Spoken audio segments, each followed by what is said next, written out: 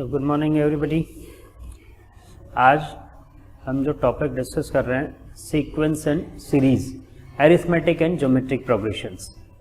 Arithmetic progressions and geometric progressions दो topic हैं हमारे पास, दोनों ही काफ़ी इम्पॉर्टेंट हैं। पेपर में यहाँ से 3-4 क्वेश्चन ज़रूर मिलते हैं, तो इम्पॉर्टेंट टॉपिक है, हमको ज़रूर करना है ये बहुत अच्छे से। तो सबसे पहली बात पहले हम करेंगे अरिथमेटिक प्रोग्रेशन। अरिथमेटिक प्रोग्रेशन उस पर आता हूं मैं, क्या चीज़ होती है अरिथमेटिक प्रोग्रेशन एपी, ये क्या चीज़ है, मैं इस पर आ रहा हूं। अरिथमेटिक प्रोग्रेशन है कि जब डेटा एक डेफिनेट इंटरवल से आगे बढ़ते हैं या पीछे चलते हैं, यानी सीक्वेंस में चलते हैं, एक डेफिनेट इंटरवल से चलते हैं, तो वहाँ पे हम कहते हैं कि डेटा अरिथमेटिक प्रोग्रेशन में चल रहे हैं। मीन्स क्या हो गया कि अगर किन्हीं भी दो नंबर्स के बीच में डिफरेंस सेम रहे, किन्हीं भी दो कॉन्जिक्यूटिव नंबर्स के बीच में डिफरेंस सेम रहे, तो उस सीरीज को हम अरिथमेटिक प्रोग्रेशन कहते हैं। जैसे डेटा लिखे हैं यहाँ एग्जाम्पल में, देखिए 2, 5, 8, 11, 14, 17, it is AP in which d equal to 3 common difference. तो क्या हो रहा है यहाँ पे, हर अगला नंबर पिछले नंबर से 3 ज्यादा है, 3 बड़ा है, तो यहाँ पे जो 3 का डिफरेंस आ रहा है that is called common difference, d common difference is d, तो d 3 है। फिर लिखा है 15, 13, 11, 9, 7, 5, 3, 1, -1। ये एक ऐसी एपी है जिसमें डिफरेंस -2 है, क्योंकि फर्स्ट नंबर 15 है, देन सेकंड इससे 2 कम हो गया, फिर 11 आया, 2 और कम हो गया, फिर 9 और कम हो गया, तो हर अगला नंबर पिछले नंबर से 2 कम है।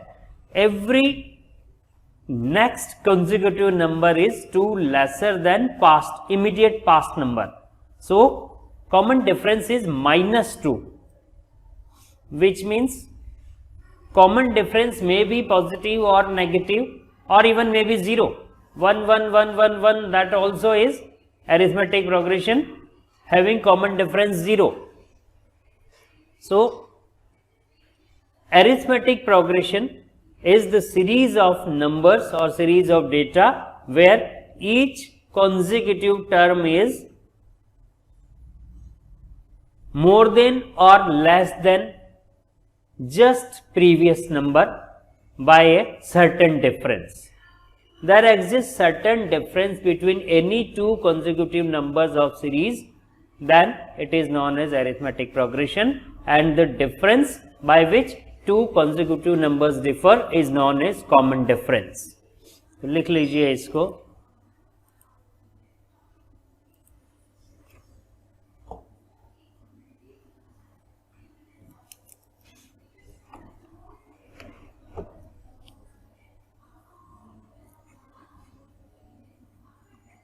if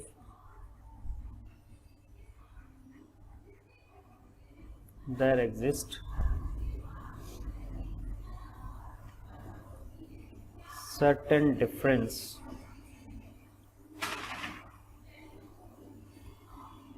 between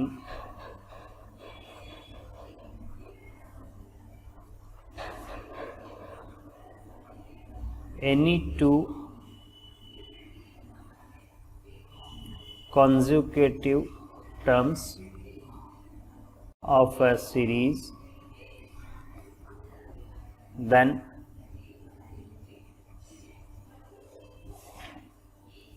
such series is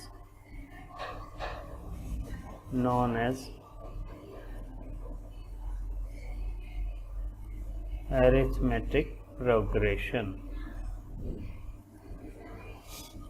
If there exists certain difference between any two consecutive terms, that is very much important, consecutive term, any two consecutive terms are there,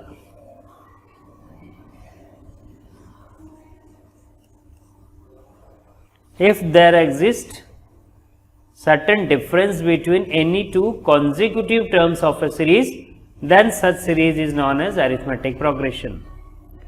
कोई सी दो consecutive term यानी एक के बाद एक terms का difference है वो सेम होना चाहिए. ऐसा नहीं कि पहली और चौथी टर्म का देख लिया, फिर चौथी छठी का देख लिया, छठी सातवीं का देख लिया, वो तो डिफरेंट आएंगे.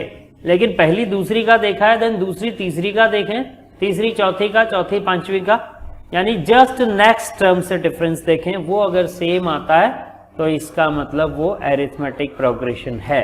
जैसा हम कहें 1 3 5 7 9 11 इस तरीके से सीरीज चल रही है, तो ये एक एरिथमेटिक सीरीज है क्योंकि फर्स्ट और सेकंड टर्म के बीच में डिफरेंस 2 है. फर्स्ट और सेकंड टर्म का डिफरेंस 2 है, देन सेकंड और थर्ड का डिफरेंस भी 2 है, थर्ड और फोर्थ का डिफरेंस भी 2 है, फोर्थ फिफ्थ का डिफरेंस 2 है, फिफ्थ सिक्स्थ का डिफरेंस 2 है. तो हर दो कॉन्जिक्यूटिव टर्म्स का डिफरेंस सेम है, इसलिए हम इसको कहेंगे arithmetic progression.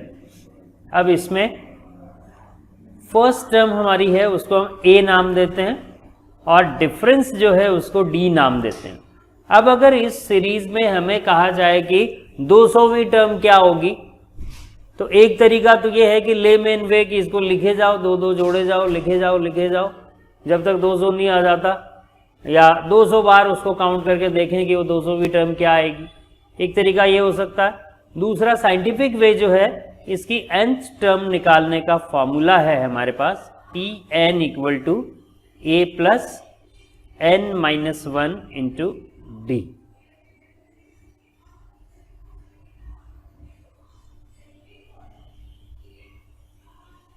Tn equal to a plus n minus 1 into D, जहां पे Tn क्या है, वैल्यू ऑफ nth टर्म, और वैल्यू के बजाय भी आप ज्यादा बेटर टर्म लिख लीजिए यहां पे, sequence number, much better, sequence number लिख लीजिए यहां पे.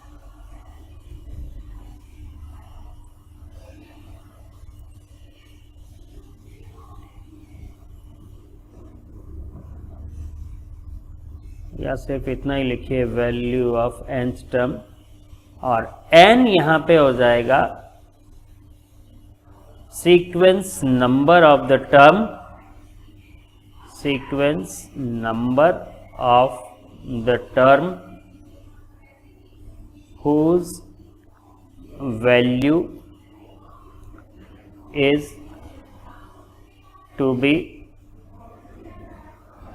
find out. Sequence number of the term whose value is to be find out.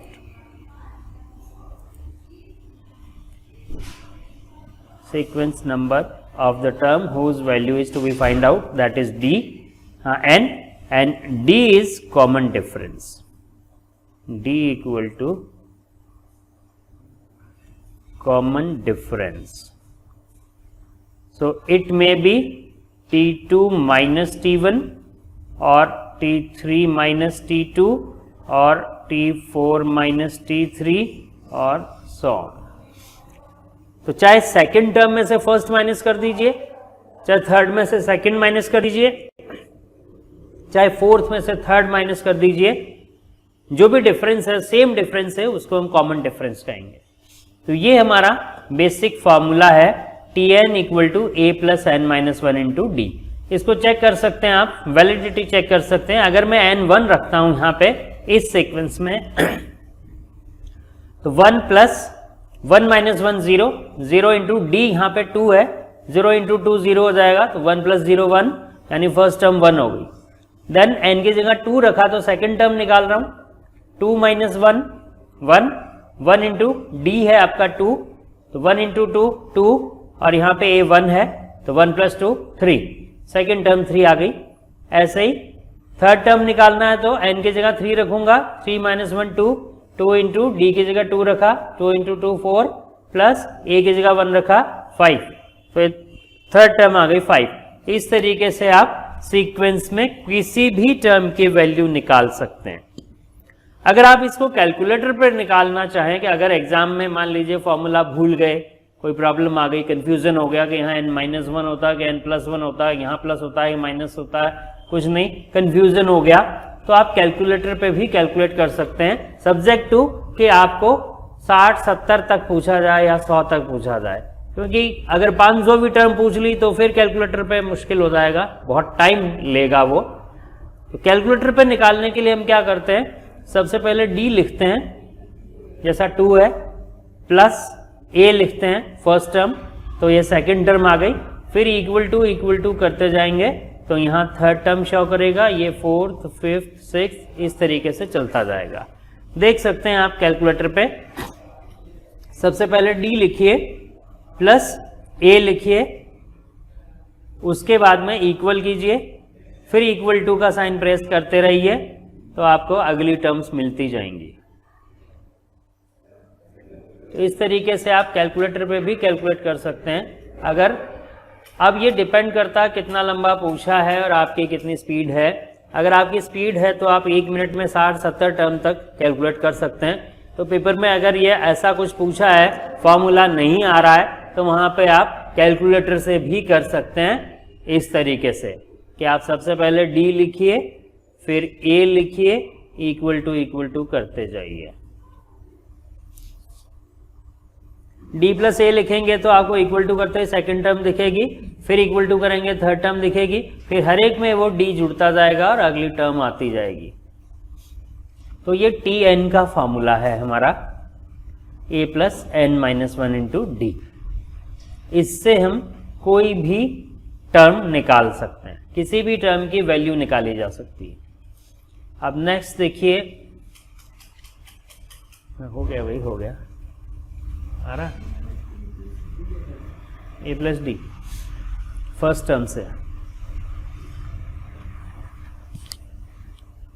1 + 2 + 3 + 4 + 5, इस सीरीज की अगर 21st टर्म मुझे निकालनी है तो मैं 1 + 2 लिखूं, फिर इक्वल टू किया 3 आया, फिर इक्वल टू किया 5 आया,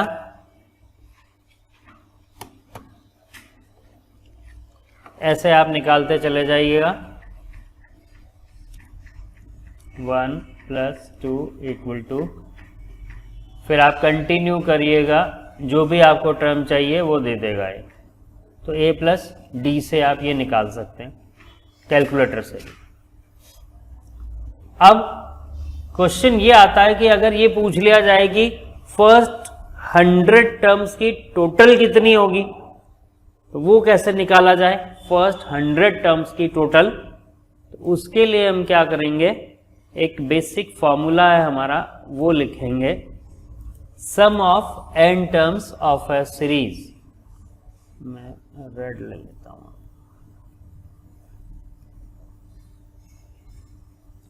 सम of n terms of NAP। ये फॉर्मूला होता है Sn = n/2 2a + n-1 × d। ये फॉर्मूला है। अब इस फॉर्मूला को मैं ऐसा भी लिख सकता हूं, 2a को मैंने a + a लिख दिया, तो अब मेरा ये a + n-1 × d आया। ये क्या चीज है, Tn, n/2 a + Tn। अब देखिए इसमें Sn जो है ये तो है sum of n terms of AP, n is number of terms whose sum is to be find out. A is first term of the series and D is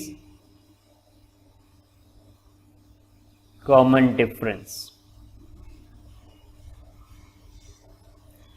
Sn sum of n terms of AP, n is number of terms whose sum is to be find out, a is first term of series and d is common difference. इस तरीके से हम सम निकाल सकते हैं n terms का. अब अगर आपको इस tn को आपकी बुक में l भी दिखा रखा है तो ये फॉर्मूला ऐसा भी लिखा हुआ है a plus l, Sn equal to n by two into a plus l. यहाँ पे l हो गया आपका लास्ट टर्म, तो first term plus last term into n by two, यानी first term plus last term by two means series का mid point आ गया into n number of terms in series. तो मिड पॉइंट है वो एक तरीके से पूरी सीरीज को रिप्रेजेंट कर रहा है, तो इंटू n लिखा तो सम का टोटल आ गया, पूरी सीरीज का टोटल आ गया. तो इस तरीके से हम sum of n terms of an AP calculate कर सकते हैं. बहुत इम्पॉर्टेंट है ये, much important formula it is. इस पे कई बार क्वेश्चन बनता है.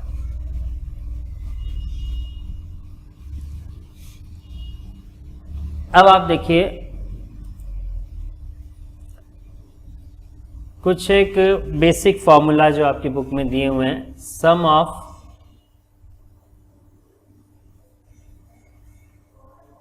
First n natural numbers. Sum of first n natural numbers, that is n plus 1 by 2. अब इसमें आप चेक कर सकते हैं, अगर एक टर्म की टोटल करनी है आपको, first one term first natural number एक है तो एक इंटू एक प्लस एक अपॉन दो, तो एक प्लस एक दो, दो अपॉन दो कट गया तो एक रह गया. तो sum of first one natural number is 1. Then first two natural numbers करेंगे तो 2 into two plus one by two, दो से दो कट गया, 2 प्लस 1 3. तो फर्स्ट टू नंबर्स 1 एंड 2 का सम 3 आ गया. 3 नंबर्स का करेंगे तो 1 प्लस 2 प्लस 3 6 आना चाहिए. 3 into 3 plus 1 by 2, 3 plus 1 4, 4 by 2 2, 3 into 2 6. इस तरीके से sum of first n natural numbers n into n plus 1 by 2 formula से आप निकाल सकते हैं. Then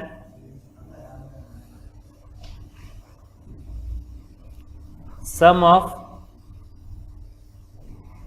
squares of first n natural numbers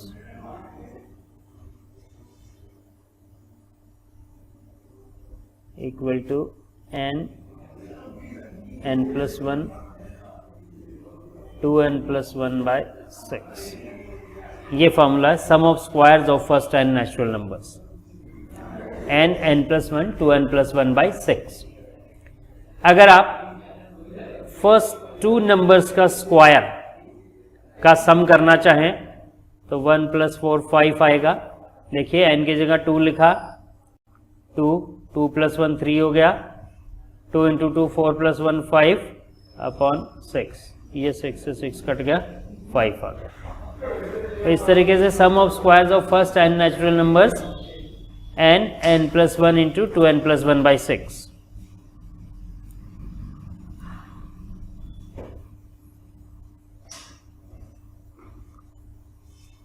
Then sum of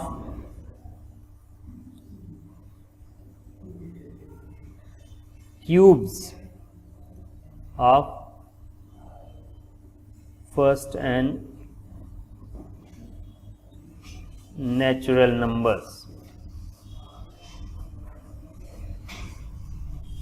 n plus 1 by 2 whole square, which means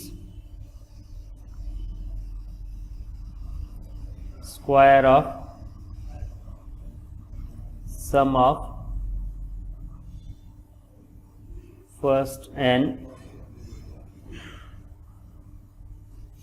natural numbers. Square of sum of first n natural numbers का value है वो sum of cubes of first n natural numbers के equal आएगी. तो ये तीन चीजें बहुत इंपॉर्टेंट है जो इन पे अक्सर क्वेश्चन बन जाता है. Sum of first n natural numbers, sum of squares of first n natural numbers and sum of cubes of first n natural numbers. इन तीनों पे कोई ना कोई क्वेश्चन बन जाता है. तो ये ध्यान रखने वाले फार्मूला हैं। अगर ये फार्मूला पता है तो बहुत आसानी से कर लेंगे आप, अदरवाइज आपको बहुत लंबी कैलकुलेशन करनी पड़ेगी एज लेमैन। फार्मूला पता नहीं है तो बिल्कुल प्राइमरी वे में आपको जाना पड़ेगा। तो नंबर्स लिखने पड़ेंगे, नंबर्स लिख के अकॉर्डिंगली अगर स्क्वायर्स का सम पूछा है तो उनका स्क्वायर्स करना पड़ेगा, स्क्वायर्स करके फिर उसको सम करना पड़ेगा। क्यूब्स पूछा तो उन नंबर्स के क्यूब्स करके फिर सम करना पड़ेगा। तो ये बहुत टाइम कंज्यूमिंग होगा, बजाय इसके आप फार्मूला अप्लाई करें तो बहुत आसानी से जल्दी जल्दी कर लेंगे। तो जैसा आपके बुक में दिखाया है, find seventh term of AP 8, 5, 2, -1, -4। Seventh term पूछ रहा है, एपी दी है 8, 5, 2, -1, -4 इस तरीके से चल रही है। इसका T7 पूछा है। एक फॉर्मूला आपका Tn equal to a + n-1 into D. a हो गया 8, n हमारे पास 7 है, d यहां पे आएगा -3, d equal to T2 - T1 that is 5 - 8 -3। 8 + 6 into -3 -18, so 8 - 18 -10। ये आपकी सेवंथ टर्म आएगी। चेक कर सकते हैं आप, first term, second, third, fourth, fifth, sixth term आ जाएगी। इससे -3 पीछे जाऊंगा, -7 and seventh term -10।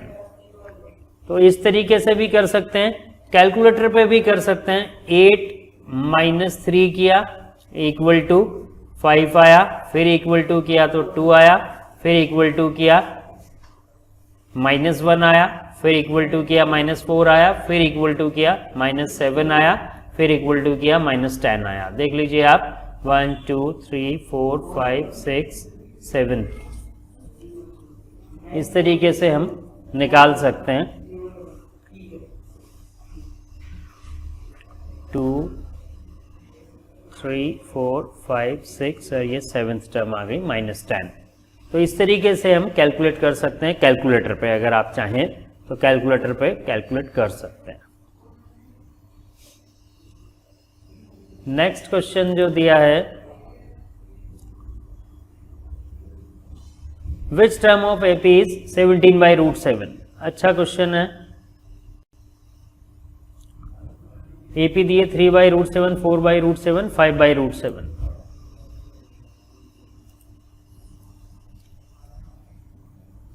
Three by root 7, 4/√7, 5/√7,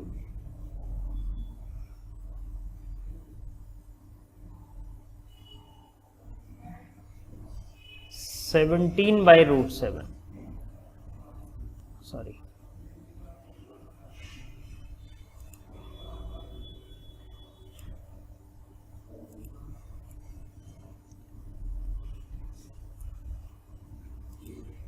(17/√7). Which term is 17/√7? Which means if we think its nth term, then Tn is 17/√7. Now applying formula, Tn equal to a plus n-1 into d. So a is 3/√7 plus n we don't know, d is 17/√7. Sorry, Tn is 17/√7, not d.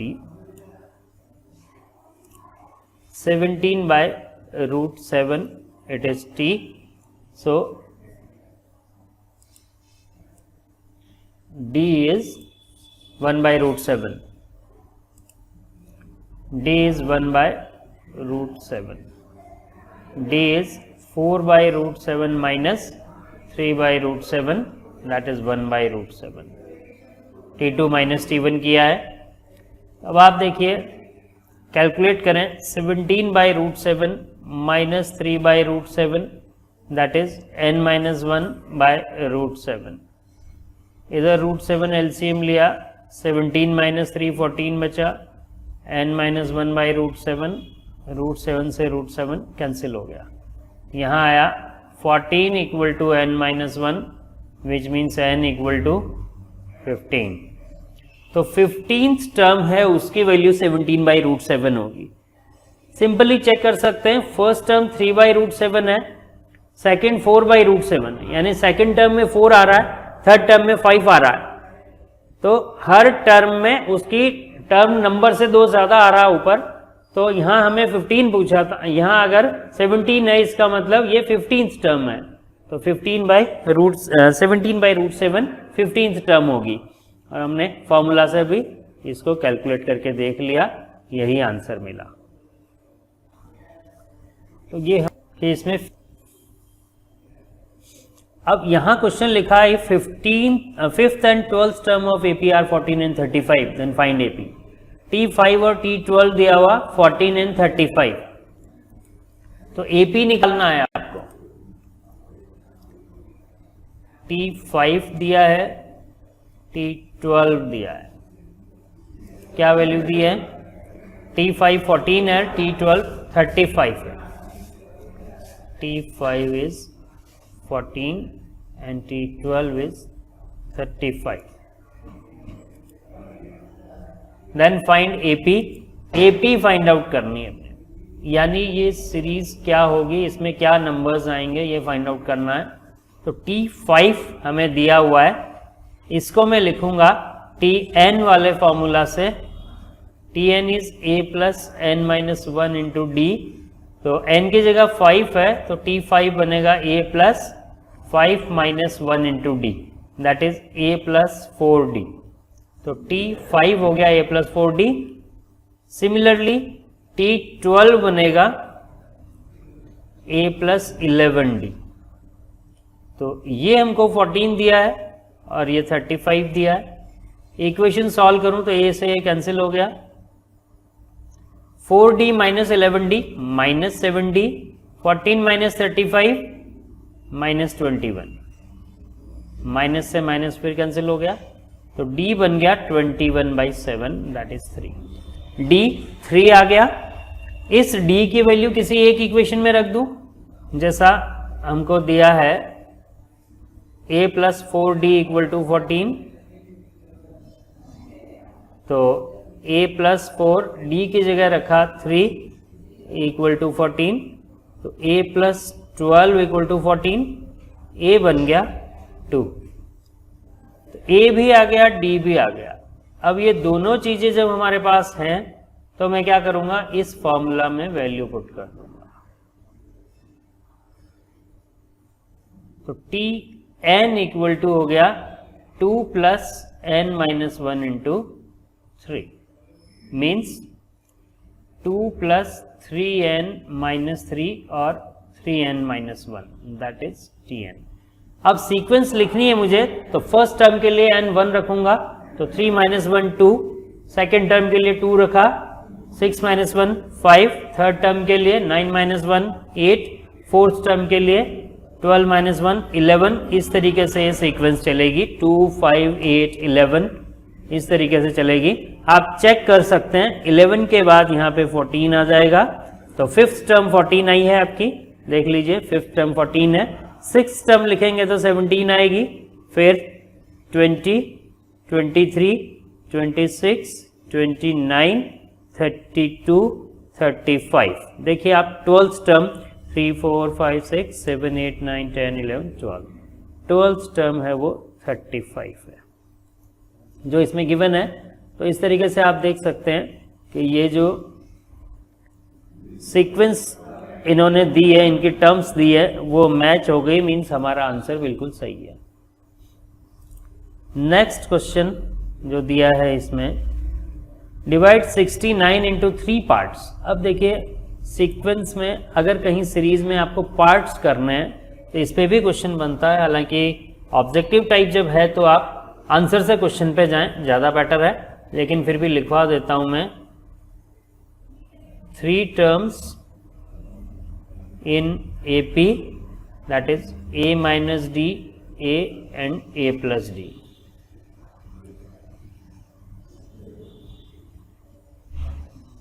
Four terms in AP, A minus 3D, a minus d, a plus d and a plus 3d. 5 terms in AP.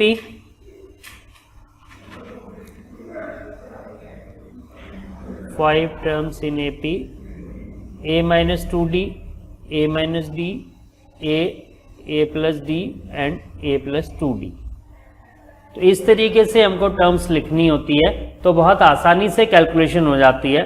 अगर इस तरीके से नहीं लिखेंगे तो calculation बहुत लंबी हो जाती है, इसलिए हम जनरली इस तरीके से लिखते हैं. तो यहाँ जो पूछा है, divide 69 into 3 parts of AP, यानी जो तीनों पार्ट्स हैं उसका सम है वो 69 है. क्योंकि 69 के अगर आप 3 पार्ट्स करते हैं,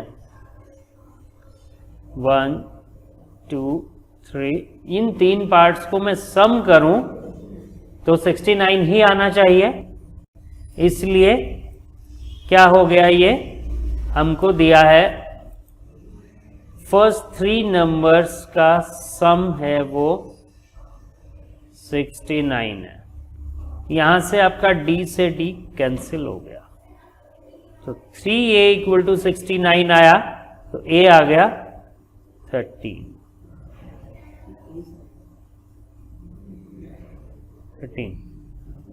23, okay 23.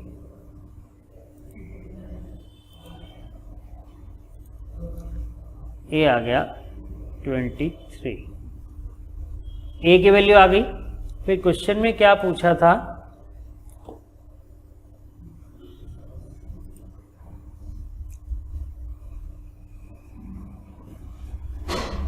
Product of first 2 parts is 483. Product of first 2 parts is 483. So a minus d into a, that is equal to 483 given है. तो a मेरे पास 23 है, तो 23 minus d into 23, that is equal to 483. This implies 23 minus d equal to 483 by 23. 483 by 23, that is equal to 21. So 23 minus 21 equal to d. So d equal to 2. D equal to 2. So a 23 and d 2. So first number is a minus d. So 23 minus 2. Second number is a, and third number is 23 plus 2. So it is 21, 23 and 25. Now if you take product of first 2 numbers, then 21 into 23 is 483. So your answer is correct. So two numbers are 21, 23, 25. 3 parts are 21, 23 and 25.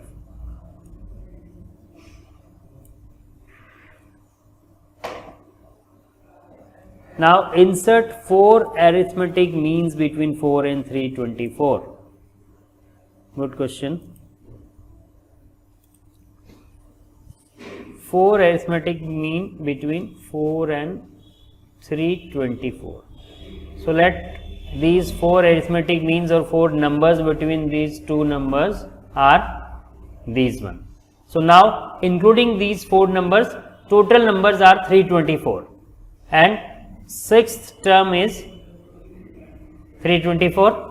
Total 6 numbers are there, including these 4 which are to be inserted. So 6th term is 324. So it is a plus 6 minus 1 into d, that is 324, and a is 4. So 4 plus 5d equal to 324. 5d equal to 324 minus 4, that is 320. So d equal to 320 by 564. So it is second term. So second term is t2 equal to a plus d. a plus n minus 1 into d, n is 2, 2 minus 1 is 1, so a plus d. So 4 plus 64, 68. Third term, a plus 2d, 4 plus 2 into 64, 4 plus 128, 132. Fourth term is a plus 3d, a is 4, 3 into 64, 4 plus 204, 208. And fifth term is a plus 4d, that is 4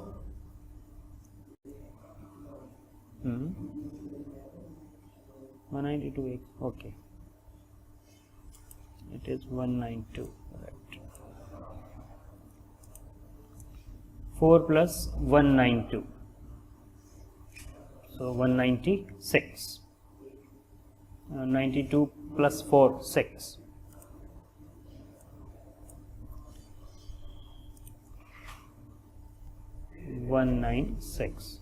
Then 4 plus 4 into 64,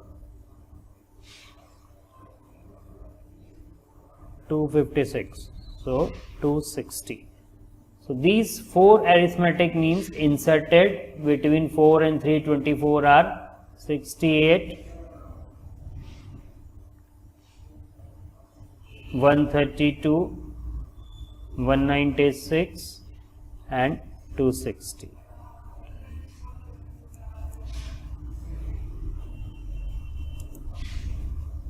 (68), 132, 196 and 260. Sum of first n numbers, we have written formula n by 2, 2a plus n minus 1 into d. First n natural numbers, n plus 1 by 2. First n odd numbers. Sum of first n odd numbers is n square. That is also good formula. Sum of first and odd number यानी first, third, fifth, seventh, ninth terms की total, तो वो n square के equal आएगी. यानी आप अगर 1 plus 3 को सम करते हैं, 1 प्लस 3 का सम करते हैं तो आएगा 4.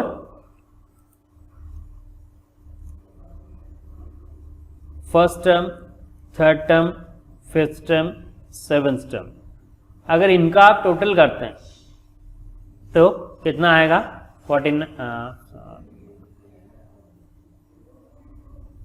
First and odd numbers. First 2 odd numbers, 2 का स्क्वायर 4 हो गया. ऐसे ही 3 ओड नंबर्स, 3 का स्क्वायर 9 हो गया. 4 ओड नंबर्स, 4 का स्क्वायर 16 हो गया. 5 ओड नंबर्स अगर आप लेते हैं तो 25 हो जाएगा. यानी नंबर ऑफ टर्म्स जितनी है उसका स्क्वायर करेंगे आप तो आपको उनका सम मिल जाएगा. ये भी एक अच्छी टेक्निक है. Sum of first n odd numbers निकालना हो तो n square. Then square of first n natural numbers, ये आपका आ गया n plus 1, 2n plus 1 by 6. और क्यूब का निकालना है तो n plus 1 by 2 का होल स्क्वायर. ये आपके पास बेसिक फॉर्मूला जो हम लिख चुके हैं. अब ये देखिए nth element of sequence 1 3 5 7 is, तो यहाँ पे tn का फॉर्मूला अप्लाई करेंगे तो a plus n minus 1 into d. इसमें a आपको दिया हुआ है, a दिया है 1, n minus 1, d दिया यहाँ पे 3 minus 1 2, so it is 1 plus 2n minus 2 और 2n minus 1. ये इसके अंश टर्म आई. अब इतना निकालने के बजाय आप इनमें रख के देख सकते हैं. n की जगह अगर 1 रखता हूं मैं तो फर्स्ट टर्म 1 आ गई, सेकेंड टर्म 2 आ रही है जबकि यहां तो 3 आ रही, थर्ड टर्म 3 आएगी, फोर्थ टर्म 4 आएगी, लेकिन वो इसमें नहीं आ रहा, इसलिए ये आंसर गलत है. यहां अगर रखता हूं तो n 1 रखता हूं तो 2 minus 1 1 हो गया, फर्स्ट टर्म 1 आ गई. n 2 रखा तो 4 minus 1 3 हो गया, सेकेंड टर्म 3 आ गई. 3 रखा तो 6 minus 1 5 हो गया, थर्ड टर्म 5 आ गई. 4 रखा तो 8 minus 1 7, फोर्थ टर्म 7 आ गई. इस तरीके से nth एलिमेंट इस फॉर्मूला से निकल रहा है। अगर आप 2n + 1 करते हैं तो n की जगह 1 रखोगे तो फर्स्ट टर्म में आपकी 3 हो गई, जो ये नहीं कर रहा है, इसका मतलब ये गलत है आंसर। तो 2n - 1 आपका प्रॉपर आंसर है। तो आप चाहें तो फॉर्मूला से जाएं, चाहे आंसर से जाएं। nth element of sequence this is, ये अभी नहीं होगा, जीपी है ये, √2i - 1 can be written as i = 4 to 7 है, तो i की जगह 4 रखा तो 8 - 1 7 हो गया, सम है तो प्लस करना है। i की जगह 5 रखा तो 10 - 1 9 हो गया, 6 रखा तो 12 - 1 11 हो गया, 7 रखा तो 14 - 1 13 हो गया। तो ए ऑप्शन सही है। सम ऑफ इनफाइनाइट ये जीपी है। First 3 terms of sequence when nth term is n² - 2n। यहां देखिए फर्स्ट 3 टर्म्स मांग रहा है, nth टर्म दे रखी है, तो n की जगह अगर 1 रखता हूं तो t1 मिलेगा, तो 1² - 2 × 1, सो 1 - 2 - 1, तो फर्स्ट टर्म हो गई -1। इस ऑप्शन में है, ए में है और सी में है, तो बी गलत हो गया। देन एंड 2 रखा तो 4 - 4 0, सेकेंड टर्म 0 आ गई, ये सही है। देन 3 रखा, 3² 9 - 2 × 3 6, 9 - 6 3, सो ए ऑप्शन इज करेक्ट, क्योंकि यहां पे -3 आ रहा है, जबकि n3 रखने से +3 आ रहा है, तो ए ऑप्शन करेक्ट है। तो आंसर से भी चल सकते हैं आप। विच term of progression is -1 -3 -5 is -39। इस सीक्वेंस में -39 कौन सी जगह आएगा ये पूछा है, कौन सी टर्म है वो -39 होगी। तो -1 -3 -5, आप चाहें तो कैलकुलेटर से जाएं और चाहें तो फॉर्मूला से जाएं। अगर फॉर्मूला से जाते हैं आप तो आपके पास फॉर्मूला है Tn = a + n - 1 × d। यहाँ पे -39 लिखा है Tn की वैल्यू, a आपके पास -1 है, n हमें पता नहीं है, और d यहाँ पे कितना हुआ -3 - -1, दैट इज -3 + 1 -2, d आया -2, तो यहाँ लिखा -2, -1 इधर आएगा तो -39 + 1 हो गया, -38 = n - 1 × -2। इस माइनस से ये माइनस कैंसिल हो गया, 2 इधर जाएगा, 38/2 = n - 1, 19 = n - 1, तो n आ गया 20, तो ये 20th टर्म होगी। और आप फॉर्मूला से नहीं करना चाहते तो क्या करेंगे, कैलकुलेटर पे -1 लिखा प्लस -2 किया, इक्वल टू किया, यहां पे -3 आया, ये सेकेंड टर्म आ गई, then equal to third term, 4th 5th 6th 7th 8th 9th 10th, ऐसे देखते जाएं, जहां -39 आता है वहां रुक जाएं, वो 20th टर्म पे आएगा। इस तरीके से भी चल सकते हैं आप कैलकुलेटर से। Value of x such that these will form an AP। अगर ये AP की टर्म्स हैं तो इनमें डिफरेंस है, वो कॉमन डिफरेंस है, वो सेम रहेगा। कॉमन डिफरेंस निकालने के लिए second term minus first term करूं तो 6x - 2 minus 8x + 4, that must be equal to 2x + 7 minus 6x - 2। तो यहां से आप देखेंगे 6x - 8x माइनस 2x -2 + -4, तो ये -6 आ गया, equal to 2x - 6x -4x + 7 + 2 9, -4x इधर जाएगा, प्लस का हो जाएगा, तो 4x - 2x 2x, 9 + 6 15, तो x आ जाएगा आपका 15/2। तो यहां पे x की वैल्यू 15/2 आई। तो जो एक कॉमन डिफरेंस का कंसेप्ट है उस पे बेस्ड क्वेश्चन है, तो कॉमन डिफरेंस का पता होना चाहिए कि सेकंड टर्म में से फर्स्ट टर्म माइनस की जाए, चाहे थर्ड टर्म में से सेकंड टर्म माइनस की जाए, दोनों इक्वल रहेंगे। वहां से हमने ये कैलकुलेशन किया। अब ये जो क्वेश्चन है, लंबा क्वेश्चन है, इस टाइप के क्वेश्चन आपको डायरेक्ट नहीं करने हैं, आपको आंसर से जाना है। जैसा mth term of an AP is n, अब rth टर्म के आंसर दिए हैं, इसका मतलब ये मान लिया कि टी आर है, टी आर ये है। अब mth टर्म पूछ रहा है तो r की जगह m रख दूं तो mth टर्म आ जानी चाहिए, तो T M equal to m plus N plus m, यानी 2m प्लस n होना चाहिए, लेकिन ये तो n है m, तो इसका मतलब ये आंसर तो गलत है। फिर यहां रखा T R equal to N plus M minus 2r, r की जगह अगर मैं m रख दूं तो n plus m minus 2m, तब भी n माइनस m हो गया, ये तो n ही आ रहा है, ये भी गलत हो गया। देन यहां रखूं टी आर, r की जगह m रखूं m प्लस m बाई 2, यह भी बहुत ज्यादा आ रहा है, 5/2m हो गया, ये भी गलत हो गया। यहां रखा r की जगह m, तो m plus m minus m, तो यहां से देखिए mth value, mth term m आ गई। अब nth टर्म भी चेक कर लेता हूं इस फॉर्मूला में, nth टर्म चेक करूं तो r की जगह n रखूं तो m plus n minus n,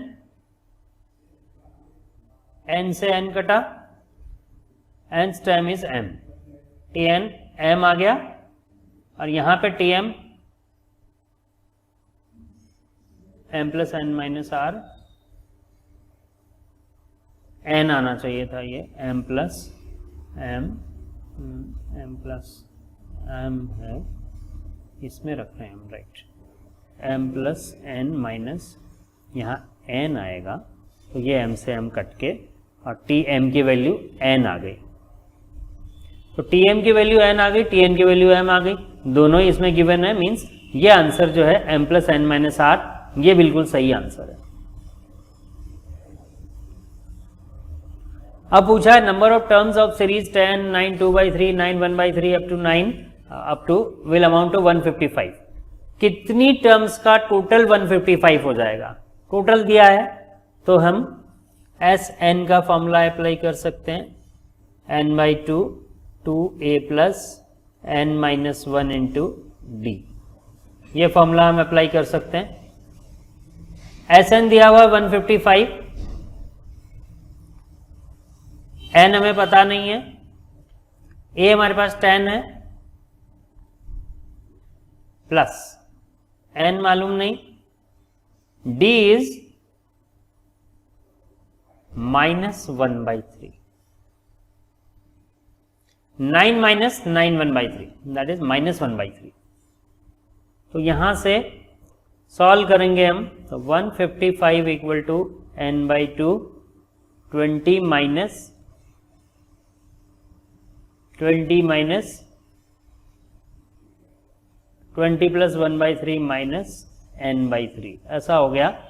3 com LCM लूंगा तो 61 माइनस n/3 हो जाएगा, तो n into 61 minus n divide by 6, ये 6 इधर जाएगा, 155 into 6 930 equal to n into 61 minus n, ऐसा आ गया। अब इसको सॉल्व करने के बजाय आप क्या करेंगे, सीक्वेंस में आए, अगर मैं n 1 रखता हूं तो 61 माइनस 1, 60 इंटू 1 60 इक्वल टू 930, ऐसा नहीं होता, तो ये गलत हो गया। n मैंने ऑप्शन से चलता हूं, मैं n 30 रखा, 61 minus 30 31, 31 into 30 930, so 30 is correct. अगर मैं 31 रखता हूं तो 61 into 31 30, 30 into 31 that is also 930, तो बी भी करेक्ट है। इसमें ए और बी दोनों ऑप्शन सही है, चाहे आप ए से कीजिए 30 टर्म्स को सम कीजिए और चाहे 31 टर्म्स को सम कीजिए, सम 155 ही आएगा। क्यों है ऐसा, क्योंकि ये देखिए इसका डी है वो माइनस में जा रहा है, डी माइनस में है, यानी हर एक टर्म है अगली टर्म पिछली टर्म से छोटी होती जा रही है, और छोटे होते होते होते आगे जाके बीच में एक टर्म जीरो आ जाएगी। इसलिए चाहे उस जीरो को जोड़े चाहे ना जोड़े कोई फर्क नहीं पड़ेगा सम में, इसलिए 30 टर्म्स को जोड़ोगे तब भी आपका सम 155 ही आएगा, और 31 टर्म्स जोड़ेंगे तब भी 155 ही आएगा। तो ये दोनों आंसर सही हैं।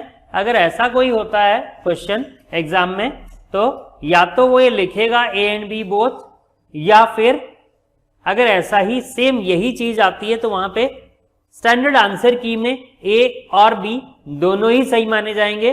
ए लगाया तब भी सही है, बी लगाया तब भी सही है, दोनों नहीं करने आपको। अगर एग्जाम में दोनों पे आपने गोले मार्क कर दिए, ए में भी मार्क कर दिया, बी में भी मार्क कर दिया, तो वो गलत हो जाएगा, क्योंकि ओएमआर आंसर शीट में सिर्फ एक ही आंसर लिया जाता है, कभी भी दो आंसर नहीं लिए जाते हैं। अब देखिए nth term of series whose sum to n terms is this.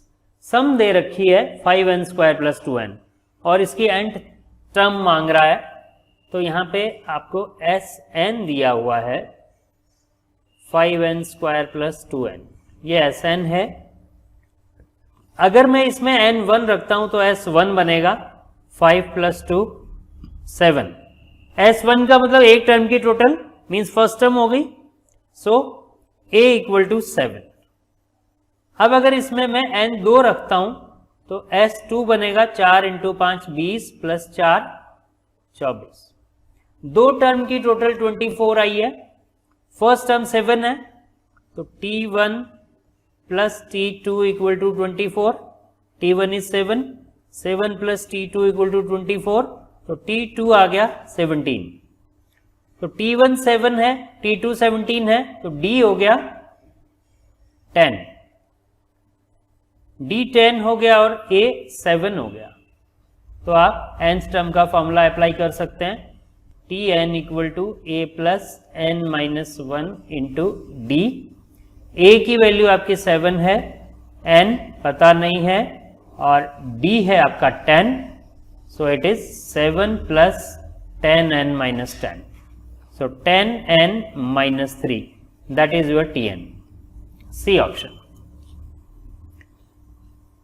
अगर ऑप्शन से जाना चाहते हैं तब भी देख सकते हैं।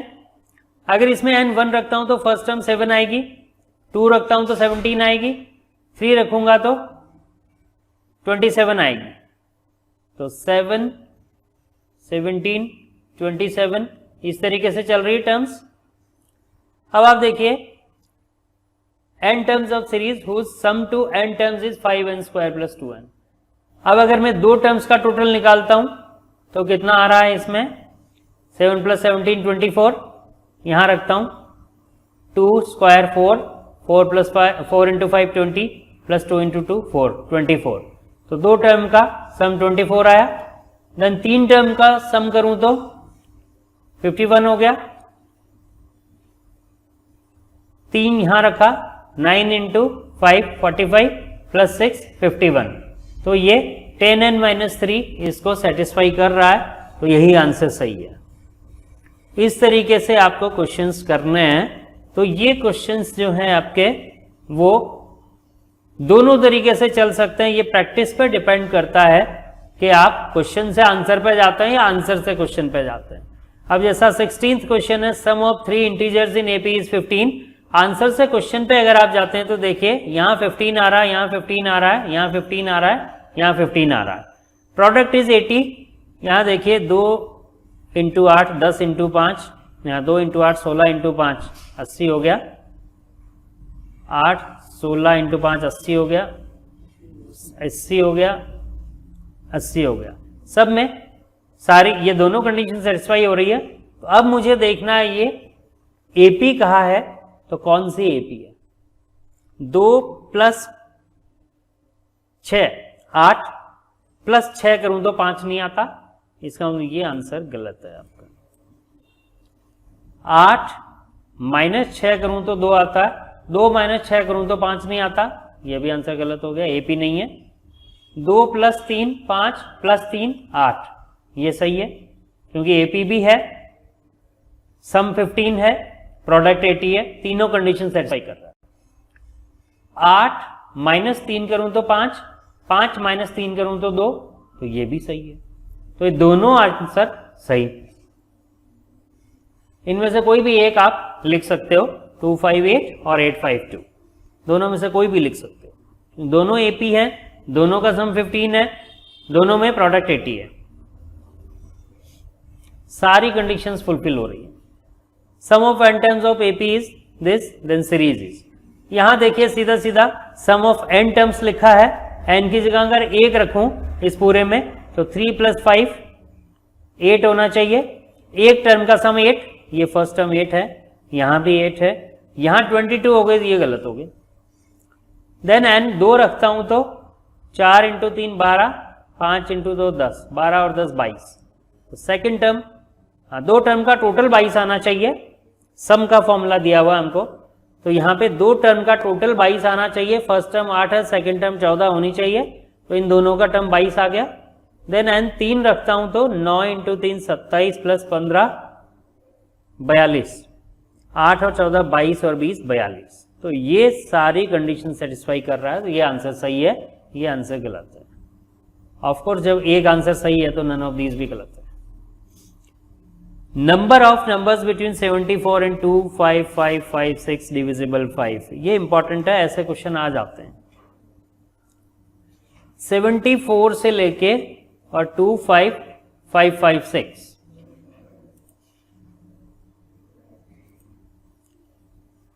सेवेंटी 4 से 2 5 5 5 6 तक जो नंबर 5 से डिविजिबल है उनकी कितनी काउंटिंग है? How many numbers are there which are divisible by 5 between 74 and 2 5 5 5 6? So definitely first number will be 75 divisible by 5 and last number will be 2 5 5 5 5. So we have to find out number of terms between 75 and 2 5 5 5 5. So we have formula Tn equal to a plus n minus 1 into d. Now Tn is 2 5 5 5 5, a is 75, n minus 1 into d is 5, because they are divisible by 5. So each one will be differentiate at the difference of 5. If we write any number other than these, then it will not be divisible by 5. So common difference is 5. Now transferring 75 to this side,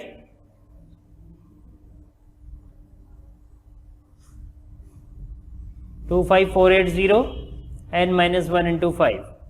Again transferring this 5 here, then 2 5 4 8 0 divided by 5.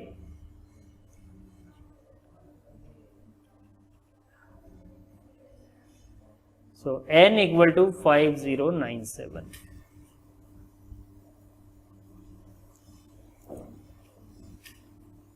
B option correct. अब इस type के questions हैं वो आपको formula से ही करने हैं, क्योंकि अगर इनको आप ऐसा लिखने बैठेंगे 75 + 5 इक्वल टू करते करते 2 5 5 5 6 2 5 5 5 5 तक पहुंचेंगे, तब तक तो आपका 1 घंटा पूरा हो चुका होगा, तो कोई मतलब नहीं है। तो इसको फॉर्मूला से ही करना है।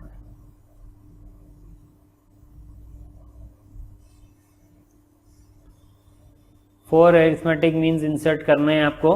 तो आप ये देखिए -2 से स्टार्ट हुआ है, अब अगर अगला 3 लेते हो तो इसका मतलब -2 और 3 में डिफरेंस कितना हो गया 5 का, तो यहाँ 5 प्लस होना चाहिए, तो 8 आना चाहिए, इसका मतलब ये तो गलत हो गया। -2 के आगे अगर 18 लेते हो तो 20 का डिफरेंस हो गया, 20 + 20, तो यहाँ 40 होना चाहिए, वो भी नहीं आ रहा। -2 और 23 के बीच में ही चाहिए हमको फोर अरिथमेटिक मीन। -2 के बाद अगर 3 लेते हो तो कितना आता है, 5 का डिफरेंस आ रहा है। -2 में 5 ऐड करूं तो 3 आ रहा है, 3 में 5 ऐड करूं 8 आ रहा है, 8 में 5 ऐड करूं 13 आ रहा है, 13 में 5 ऐड करूं 18 आ रहा है। इसका मतलब ये ऑप्शन सही है, क्योंकि 18 में 5 ऐड करूंगा 23 आ जाएगा। इसलिए ये सही है।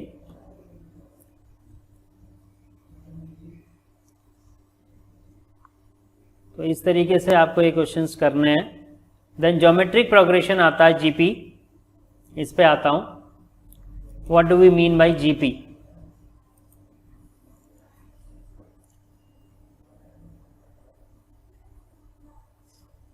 Geometric progression. ज्योमेट्रिक प्रोग्रेशन क्या होती है कि series where each next term is some different multiple और divisible of just previous term, और the ratio between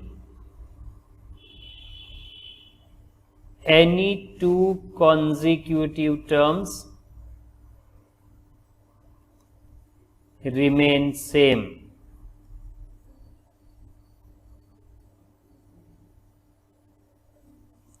Ratio between any two consecutive terms remains same. So first term is a, then ar square, ar cube, इस तरीके से चलती जाएगी हमारी term.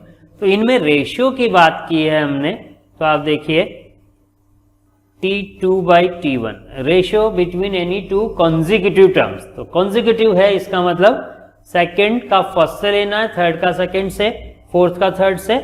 तो T2/T1 किया तो AR/A आर आया। T3/T2 किया AR² आया, A से A कटा, R से R कटा, R आ गया। T4/T3 किया AR² आया, A से A कटा, R से एक R कटा, R आ गया। यानी कॉमन है ये difference, ratio. So ratio between any two consecutive terms remain same, then it is geometric progression.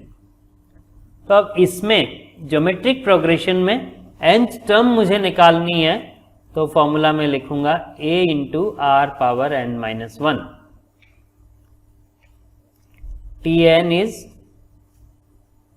value of nth term, a is first term, r is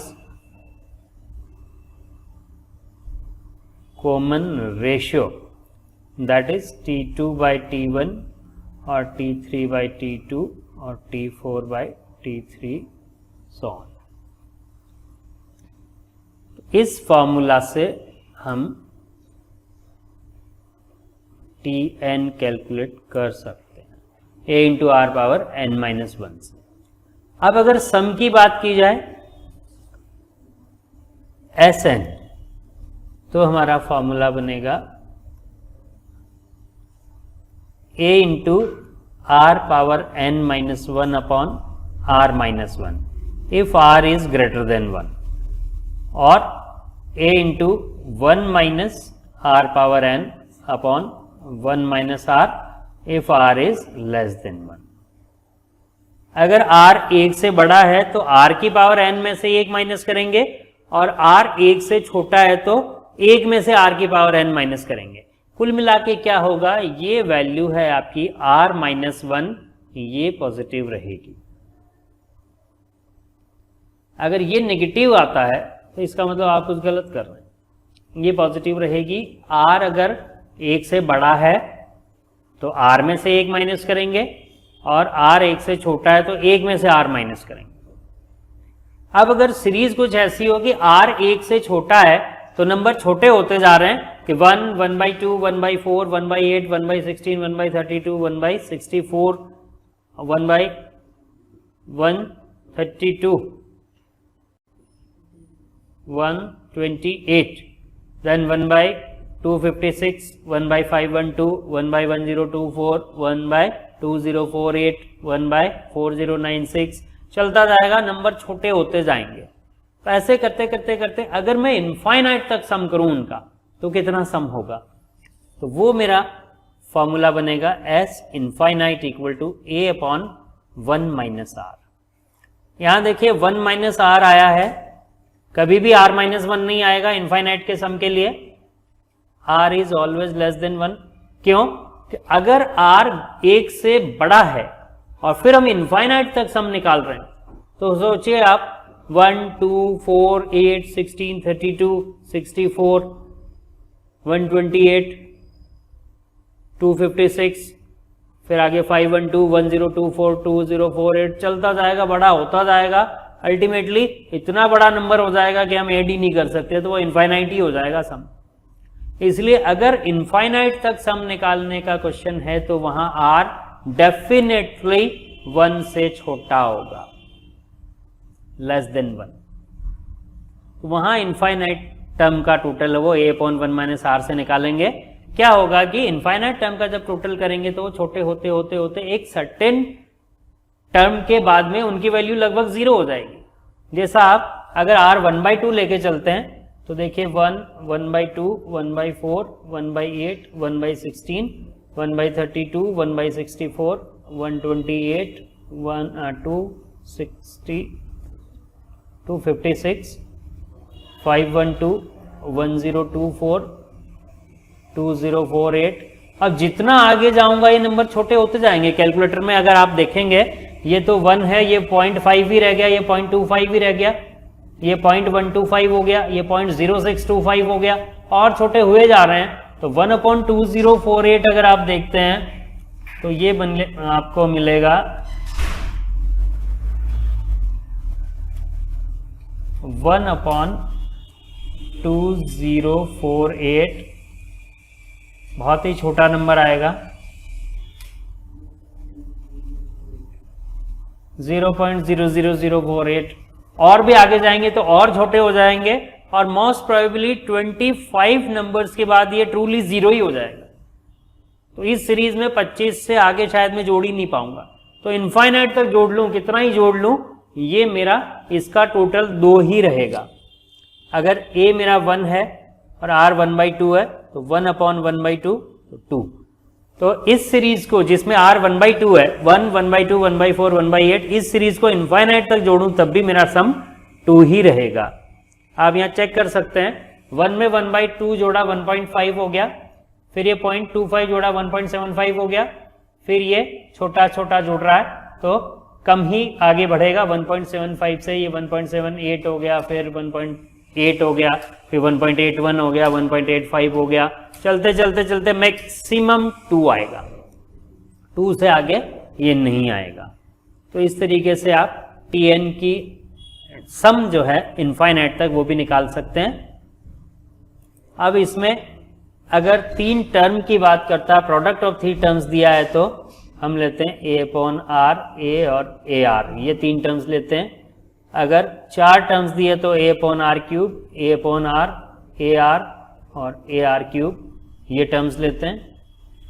5 term की कहता है तो a/r², a/r, ar और ar², ये 5 terms लेते हैं GP में। इस तरीके से हम टर्म्स लेते हैं।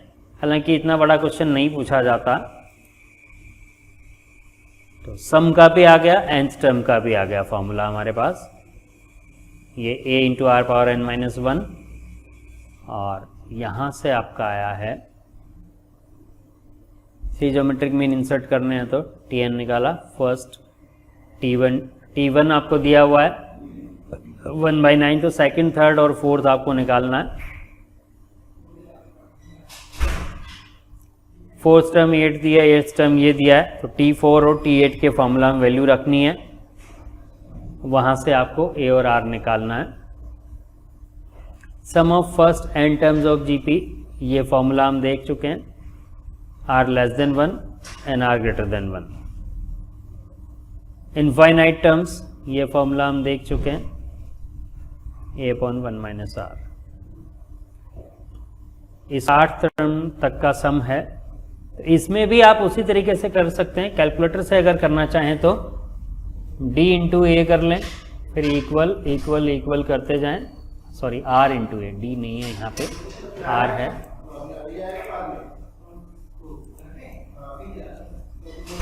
r है यहाँ, जैसा इसमें r2 है तो आप 2.1 कीजिए, 2 × 1 इक्वल टू किया, फिर इक्वल टू किया तो 4 आ गया, फिर इक्वल टू किया 8 आ गया, ऐसे चलता जाएगा। 16, 32, 64, 128, 256, तो यहाँ 255 आया।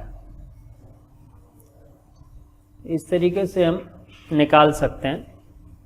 सम टू एन टर्म्स है। अब देखिए इस टाइप की अगर सीरीज आती है 333, 333, सॉल्यूशन तो बहुत लंबा है इसका, लेकिन आपको ऑप्शन से जाना है, सीधे सीधे ऑप्शन से जाना है। ये इसका फाइनल आंसर है। एन में अगर 1 रखता हूं मैं तो 10 की पावर 11 माइनस 9 माइनस 10, 10 की पावर 11 नहीं आएगा, ये +1 अलग है, ये शायद गड़बड़ है कुछ। 1 रखता हूं तो 10 + 1 11, 11 माइनस 9 2 माइनस 8, 10 पावर 11 तो बहुत बड़ा नंबर हो जाएगा, अरबों में चला जाएगा। यहाँ कुछ गलती है इसमें, r power n minus 1 upon r minus 1,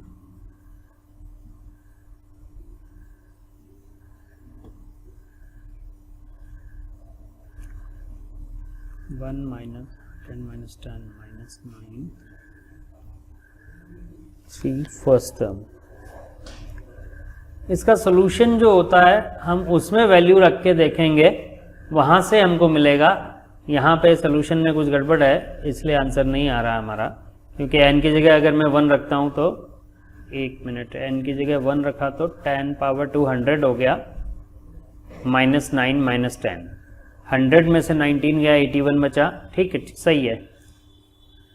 इसको चेक करेंगे हम, n की जगह 1 रखा तो 10 पावर 2 हुआ 100, 100 माइनस 9 माइनस 10 इंटू 1/27, तो ये बन गया 81, 81/27 3 आ गया, तो फर्स्ट टर्म 3 आ गई।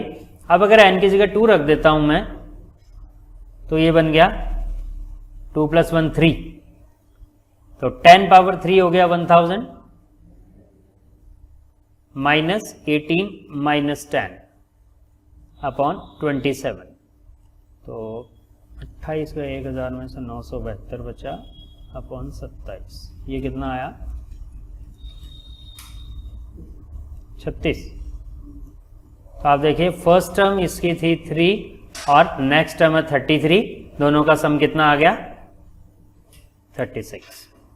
तो इस तरीके से आंसर से जाना है हमको, क्वेश्चन से आंसर पे नहीं जाना, ये बहुत लंबा पड़ेगा क्वेश्चन से आंसर पे जाना। आपके पास ऑप्शन है तो आप आंसर से क्वेश्चन पे जाइए। इसी तरह का ये क्वेश्चन है, इसमें भी आंसर से क्वेश्चन पे जाइए आप। n की जगह अगर 1 रखता हूं तो 9 माइनस 1 8, 10 पावर माइनस 1 यानी 0.1, तो 8 माइनस 0.1 7.9, तो 7 इंटू 7.9 अपॉन 81, ये कितना आता कैलकुलेट कीजिए,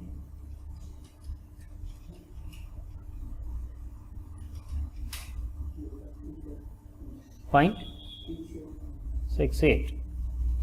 ऐसा कैसे हुआ, 1 रखा, 9 माइनस 1 8, सॉरी 8.1 आएगा, 7.9 नहीं आएगा, 8.1। हाँ तो 0.7, इसके फर्स्ट टर्म क्या है 0.7। अब अगर इसमें n की जगह 2 रखता हूं तो 18 माइनस 1 17, 17 प्लस 10 की पावर माइनस 2 यानी 1/100 0.01 हो गया, 17.01 डिवाइड बाई 81 इंटू 7,